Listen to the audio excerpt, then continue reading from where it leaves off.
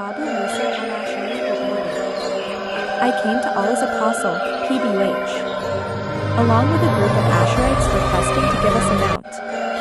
He, the Holy Prophet, said, By Allah, I cannot provide you with a mount, and there is nothing with me which I should give you as a ride. He, the narrator, said, We stayed there as long as Allah willed. Then there were brought to him, to the Holy Prophet, camels. He, the Holy Prophet, then ordered to give us 3 white-humped camels. We started and said, or some of us said to the others, Allah will not bless us. We came to Allah's messenger, PBH, begging him to provide us with riding camels. He swore that he could not provide us with a mount. But later on he provided us with that.